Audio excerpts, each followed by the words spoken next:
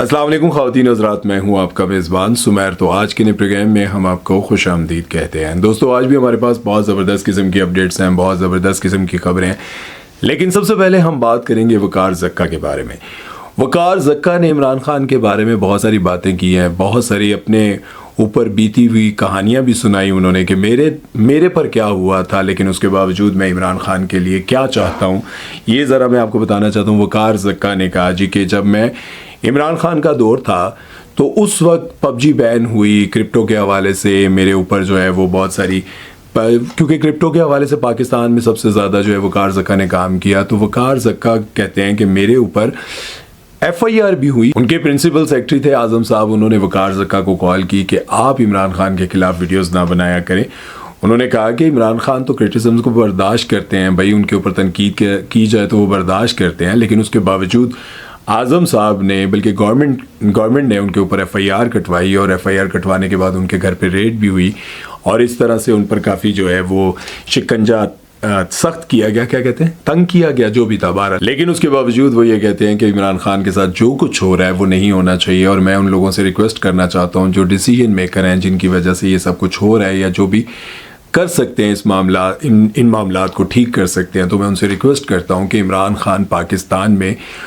वो शख्सियत हैं जिन्होंने चैरिटी के हवाले से बहुत बड़ा काम किया, क्रिकेट के हवाले से बहुत बड़ा काम किया। और साथ में उनसे ये भी पूछा गया है कि 2018 में आपने इमरान खान का साथ दिया था, उनके हक़ में बड़ी आवाज़ उठाई थी, और उन्होंने कहा कि मैंने इमरान खान के लिए आवाज़ नहीं उठाई थी, बल्कि मैंने इस मामले के लिए उनका साथ दिया था कि क्रिप्टो का उन्होंने कहा था कि उसको लीगलाइज किया जाएगा, क्योंकि वो भी चाहते थे कि मुल्क का कर्जा उतर जाए और हम भी चाहते हैं। और ट्रंप ने भी बताया कि क्रिप्टो जो है एक ऐसा ज़रिया है जहाँ से आप बहुत ज़्यादा पैसा कमा सकते हैं,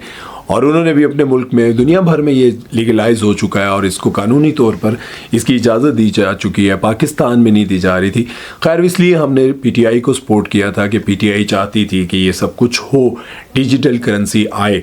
लेकिन खैर उसके बावजूद मेरे पर केसेस हुए, मुझे अरेस्ट भी किया गया मेरा ख्याल है उन पर। उसके बाद शायद वो पाकिस्तान से चले भी गए थे, रेड भी होती रही, क्योंकि वो चाहते थे कि नौजवान सारे इस तरफ आए। खैर, वो ये कहते हैं कि इमरान खान को अगर कुछ हो जाता है तो फिर जो हमारी कौम है उसको लगेगा कि करने वालों ने बहुत बड़ा जुल्म किया है और इमरान खान को इस कदर तकलीफ़ दी कि आज उनकी जान चली गई। और उसके साथ साथ मैं आपको ये भी बताता चलूँ कि आप सब देख रहे हैं सोशल मीडिया पर बहुत सारे ऐसे लोग हैं,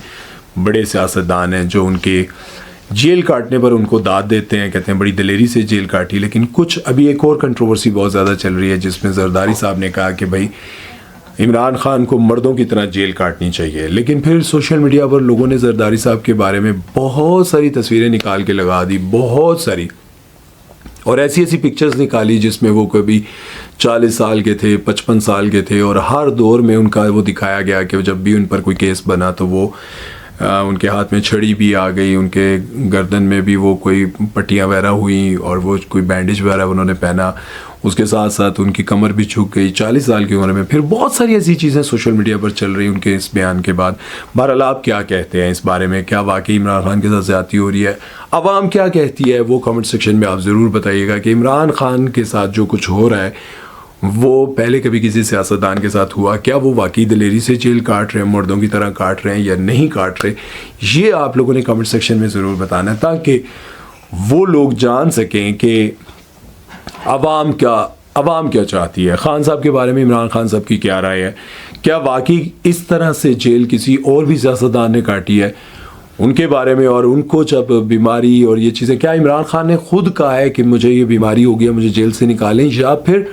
डॉक्टर्स कह रहे हैं और ये खबरें आ रही हैं? क्या इमरान खान की टीम कह रही है कि उनको जेल से निकाल कर तो उनको बाहर भेजा जाए? ये सारी चीज़ें आप लोग कमेंट सेक्शन में अपनी राय के साथ ज़रूर दीजिएगा, ताकि देखने वाली ये बात जान सके कि आवाम क्या चाहती है। और अल्लाह न करे कि अगर खान साहब को कुछ हो जाता है, अल्लाह न करे, अल्लाह उनको ज़िंदगी दे, अगर उनको कुछ हो जाता है तो ये जो हमारी आवाम है इसका रद्द अमल क्या होगा,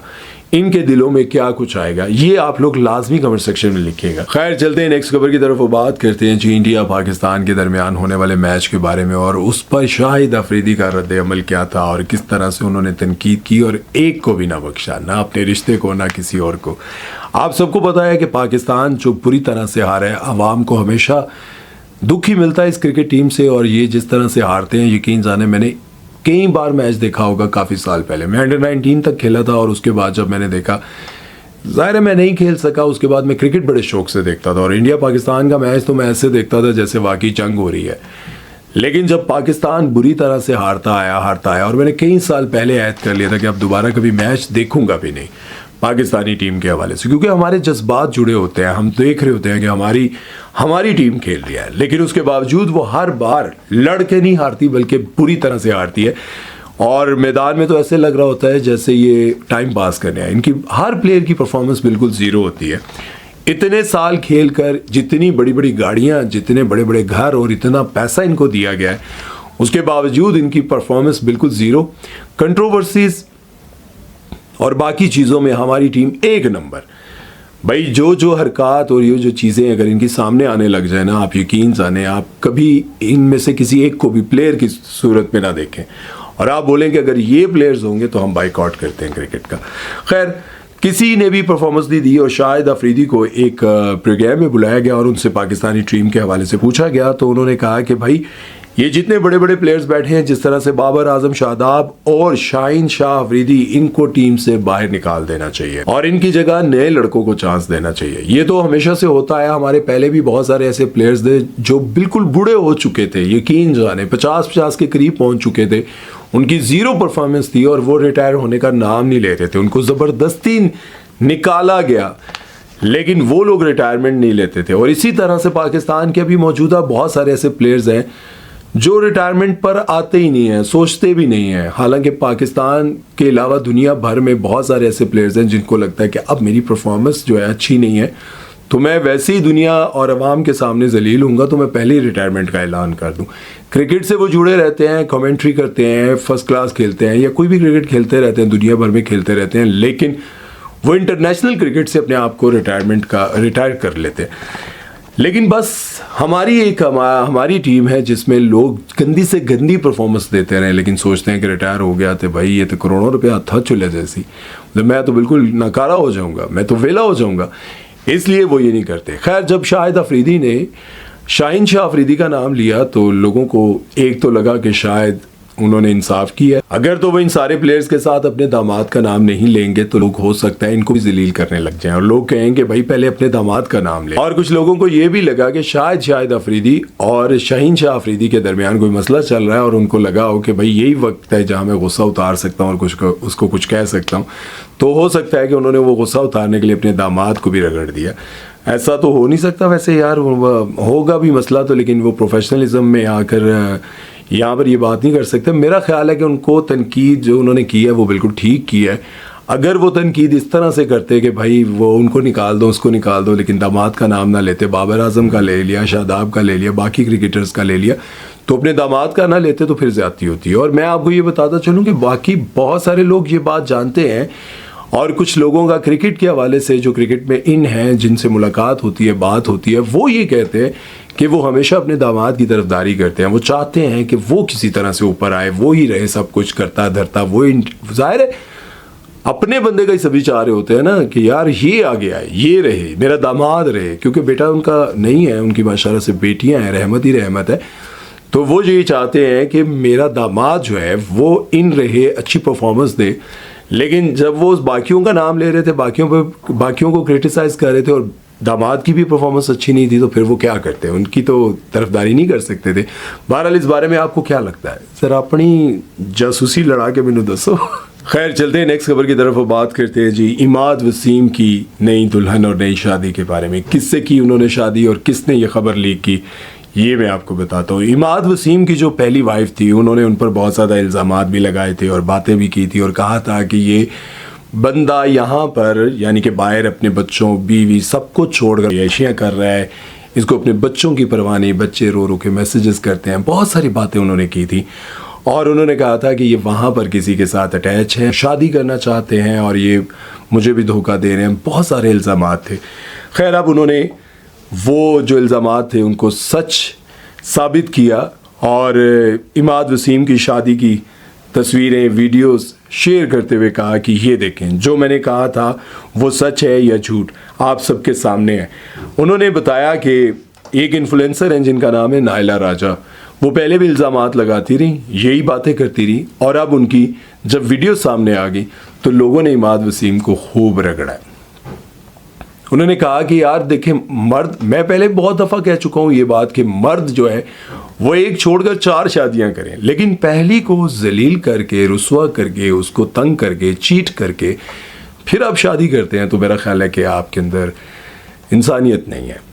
اور اگر عورت بد زبان ہے، عورت نے مرد کا جینا حرام کیا ہوا ہے، وہ اس کو نوکر ملازم بنا کے رکھنا چاہتی ہے، اس کو اپنے انڈر رکھنا چاہتی ہے، اس پر حکم چلانا چاہتی ہے، تو بھی سے آتی ہے، اس کو اپنی حدود پتہ ہو، اور اگر بیوی اچھی ہے، پردے دار ہے، عزت دار ہے، سب کچھ ہے، اور اس کے باوجود آپ اس کو دھوکہ دے کر شادی کرتے ہیں، شادی کرنے کا آپ کے پاس حق ہے، لیکن آپ اس کو دھوکہ دے کر شادی کرتے ہیں، اس کو ستا کر شادی کرتے ہیں، اور اتنا ستاتے ہیں کہ وہ آپ کے ساتھ الگ ہونے پر مجبور ہو جائے، آپ سے دور ہونے پر مجبور ہو جائے، تو پھر میرا خیال ہے کہ آپ اچھے انسان بھی نہیں ہیں، مرد بھی نہیں ہیں۔ یہ دونوں چیزیں میں نے سامنے اس لیے رکھی، دونوں اپنے جو پوائنٹ آف ویوز ہیں وہ رکھے، تاکہ یہ نہ لگے کہ عماد وسیم غلط ہے۔ بات کرنے کا مقصد یہ ہے کہ اگر بیوی اچھی تھی، بد زبان نہیں تھی، آپ کا خیال رکھتی تھی، آپ کے بچوں کی ماں تھی، آپ کے بچوں کا خیال رکھتی تھی، اور آپ کی عزت بھی کرتی تھی، لیکن اس کے باوجود آپ نے ان کو دھوکہ دیا، تو پھر آپ نے بہت غلط کیا، اور ایسا نہیں کرنا چاہیے تھا۔ اور اگر بیوی نے اتنا ستایا اور مرد مجبور ہو کر یہ کام کر رہا ہے تو پھر میرا خیال ہے کہ بالکل ٹھیک کیا۔ بہرحال اس بارے میں اب آپ لوگوں کی کیا رائے ہے کامنٹ سیکشن میں ضرور بتائیے گا، اور ایک بات یاد رکھیے گا، دیکھیں یار یہ زندگی جو ہے نا ایسی نہیں ہے کہ آپ کو صرف سکھ ملے گا، پیسہ ملے گا، آپ کے اوپر مشکلات نہیں آئیں گی۔ زندگی ہے، اور اس کے بارے میں اللہ تعالیٰ خود ہی کہتے ہیں یہ جو زندگی ہے یہ پرسکون دنیا جو ہے وہ پرسکون جگہ نہیں ہے، یہ زندگی جو ہے یہ سیکھنے کی جگہ ہے، سزاؤں کی جگہ ہے، یہاں پہ سزائیں ملتی ہیں، یہاں انسان مشکلات میں گھرا رہتا ہے، مشقت کی جگہ ہے، جو اصل ورڈ ہے نا کہ یہ زندگی، یہ دنیا، یہ مشقت کی جگہ ہے۔ سکون تو آخرت میں ہے، تو پھر جہاں مشقت ہے وہاں ہم اصل مشقت نہیں کرے جہاں پہ ہمیں پھل ملنا ہے۔ مشقت ہمیں یہ کرنی چاہیے، میرے سمیت میں صرف باتیں کر رہا ہوں نا، لیکن شاید یہ بات کسی کے دل میں لگ جائے کہ ایسی مشقت کیوں نہ کریں کہ یہ جو 10 15 20 سال 25 سال 50 سال 60 70 80 سال کی زندگی ہے، زیادہ سے زیادہ یہ میں اس لیے پورا کمپلیٹ آپ کو بتا دیے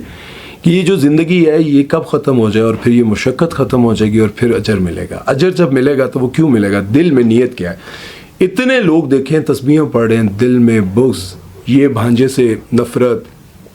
اس کے بارے میں سوچ رہے تھے یہ ویسا ہے، یہ ویسا ہے، ادھر جو ہے ساس سسر، یہاں پہ داماد ایک دوسرے کے بارے میں مطلب جاتے ہیں، وہ مسجد بھی ہیں، تبلیغ بھی کرتے ہیں، سارا کچھ کرتے ہیں، نمازیں بھی پڑھتے ہیں، سب کچھ کرتے ہیں، لیکن دلوں میں ایک دوسرے کے لیے بغض ہے۔ کب اس کی جائیداد ضبط کروں گا، کب اس کو میں سزا دوں گا، کب میں اس کو رلاؤں گی، میں سزا دوں گی، یہ ساری باتیں زندگی میں چل رہی ہے۔ کوئی بھائی کے خلاف ہے، کوئی بہن بھائی کے خلاف ہے، کوئی بھائی چاہتا ہے کہ بہن کا حصہ نہ دوں، یہ سب کچھ کر کے آخرکار وہ مر جاتا ہے یا مر جاتی ہے اور دنیا سے چلا جاتا ہے، اور اپنے ساتھ لے کر کے آ جاتا ہے صرف مشقت، اپنی اعمال، اپنے جو مشقت یہاں کی ہے وہی لے کے جائیں گے۔ اور لوگ یہ سمجھتے ہیں کہ میرا دل صاف ہے، دنیا کو کہنے سے صاف نہیں ہے، دل میں ہے کیا وہ جاننے کی کوشش کرو، خود کو جاننے کی۔ ایک سیکنڈ کے لیے بیٹھو، آنکھیں بند کرو اور سوچو کہ دل میں کیا ہے، میں کسی کے بارے میں کیا سوچتا ہوں۔ اکیلے بیٹھ کے سوچو، سمجھ آ جائے گی کہ تم کتنے اچھے ہو، کسی کو مت بتاؤ، خود اپنے بارے میں بیٹھ کے سوچو کہ میں کیا چاہتا ہوں، اس کے بارے میں سب پتہ چل جائے گا کہ مشقت کیا کر رہے ہیں، اور کیا بویا اور کیا نکلے گا، اور کیا کھاؤ گے، پھل کون سا ملے گا۔ اپنا خیال رکھنا، دعاؤں میں یاد رکھنا۔ سمیر چودھری کو دیجیے اجازت، اللہ حافظ۔